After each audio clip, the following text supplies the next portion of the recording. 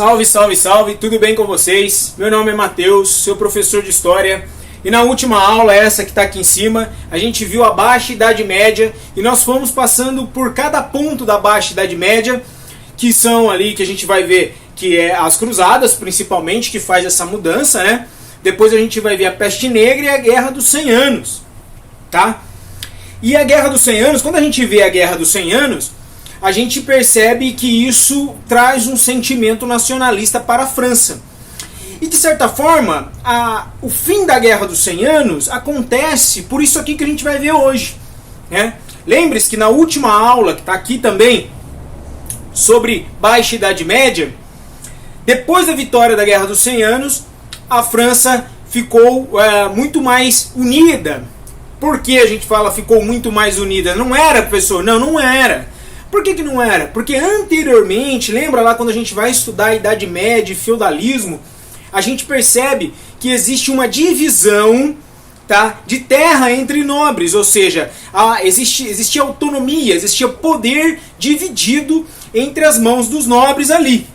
Então aqui na França vai acontecer, e agora na Inglaterra vai acontecer depois dessa guerra, que é a Guerra das Duas Rosas.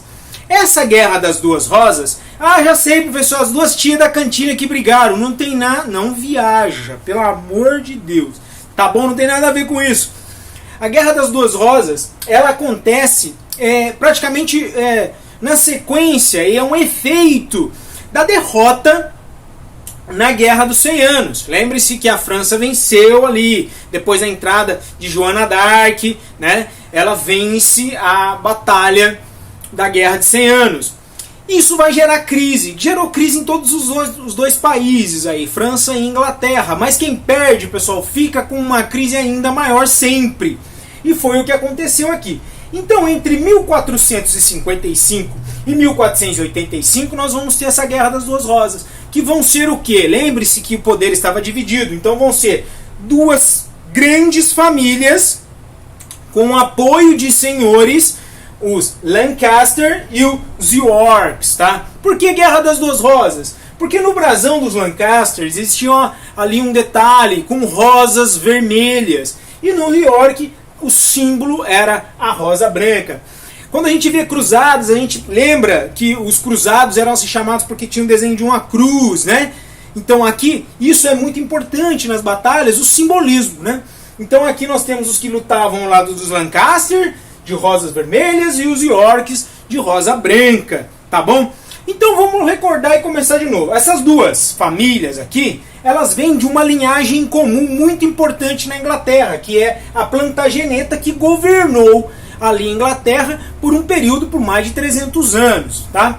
Então, o rei Henrique VI Lancaster, aqui, rosa vermelha, perdeu a guerra. Foi considerado um fraco, um incompetente, estamos aqui numa miséria, lutamos pra caramba e não aconteceu nada. Então, as pessoas começaram a ver esse rei aqui, o Henrique VI, com um olho meio desconfiado. E quando você vê um rei, um grande poder com olhos um pouco desconfiados, existe uma trama que acontece em todas as histórias, né, durante toda a história, de pessoas querendo substituir esse governante. E não foi diferente aqui com o Henrique, tá? Essa crise no pós-guerra de 100 anos, a nobreza de York falou, esse Henrique não funciona para nós.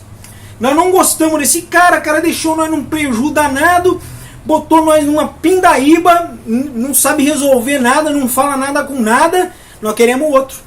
E para outro, nós temos aqui o Ricardo de York, que também vem da família aqui, ó. Entendeu? Então eles tinham uma legitimidade. Lembra quando a gente viu lá na aula da Guerra dos 100 Anos, que tem um trono francês e são ali, eles vão procurar na raiz da família quem pode assumir o trono? A mesma coisa aconteceu aqui. Então eles tinham legitimidade. O que aconteceu com aqui o Ricardo de York, as pessoas, os senhores, os nobres, que queriam substituir Henrique VI? Eles se organizaram, lembra que eles tinham poder nas terras, tinham próprio exército, tá? Então eles se uniram em prol do Ricardo de York, o exército dos nobres, e derruba aqui o nosso Henrique, né? Ele toma o poder e permanece por um tempo no poder. Acontece que o Ricardão aqui, Ricardão roubou. Olha o Ricardão. Ricardão, pessoal. Ricardão roubou aqui então o lugar do Henrique, mas ele morreu. Aconteceu com muita gente e vai continuar acontecendo. Ele morre e seu filho Eduardo sobe ao trono. Passou agora para o filho dele, tá? E ele se auto-intitulou o Eduardo IV, tá bom? Eduardo IV governou entre indas e vindas. Uma hora ele vai ser lançado na prisão, depois o Henrique volta aqui a figurar, né, como principal. A esposa do Henrique trama com outros senhores e tal. E eles vão ficar nessa ida e vinda por um tempo, tá bom? Trocando, alternando. Até que em 1488 o Eduardinho, filho do Ricardão morre. Sobe ao trono o tio dele, tá? Que entre tantas maracutaias e tantas coisas que fez, ele decidiu, esse Ricardo, ele se intitulou então como o Ricardo III, que é o tio do Eduardinho, não se perde. O Ricardo III é tio do Eduardinho aqui, que é filho do Ricardão. Ricardão, né? Então, seu tio Ricardo III, ele toma o trono. Acontece, lembra que quem está no poder são os Yorks. Acontece que os Lancasters não ficaram parados, pessoal. Claro que não. Os Lancasters se reuniram ao redor de um nome chamado Henrique Tudor. Este nome muito famoso, se você já viu alguma coisa da história da Inglaterra, você já topou com esse sobrenome aí. Então esse Ricardo Tudor se alia a Henrique, os nobres, eles se aliam a Henrique Tudor, o Henrique Tudor ali, dos Lancasters, que estava quietinho, exilado, se aliam aos nobres, sempre com o apoio dos nobres. Percebam a capacidade de organizar um exército e forças militares está dispersa. Você precisa do apoio dos nobres, né? Dos outros senhores. Então eles se reúnem em torno de Henrique Tudor. E eles fazem o quê? Tomam o poder. Claro, Lancaster, rosas vermelhas agora. E esse Henrique Tudor é mais malandro do que todos os malandros. Por quê, pessoal? Ele fez uma guerra? Ele mandou matar todos os inimigos? Não. Ele falou, acabou, tá ok? Acabou. O que ele fez então? Ele casa-se com Isabel de quem? Isabel de York. Olha, como que ninguém pensou nisso? Imagine all the people. A paz está selada com o amor.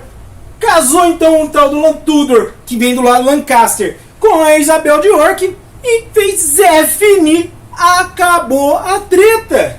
Entendeu? De aqui em diante, então, de agora em diante, nós temos a dinastia Tudor. E a rosa, representada pela realeza, inglesa, é uma rosa sobreposta. Uma rosa maior, vermelha, e uma rosa branca ao centro, né? Para mostrar que a partir de agora as duas casas estão junto no mesmo pensamento, um pensamento em prol de uma Inglaterra mais o quê? Unida. Tá vendo que louco? Então essas dinastias aqui, ó, a partir de agora, isso vai contribuir para a formação do Estado Nacional Inglês, porque agora não tem por que brigar, nós não estamos divididos. Eu sei que quem perdeu não está gostando, mas não interessa, agora está lá no poder, sentado de um lado um Lancaster e do outro lado um Tudor. Treta vai ter mais? Vai ter. Pode ficar sossegado que vai ter treta. Mas agora eles estão reunidos agora em torno de uma bandeira, de uma casa só.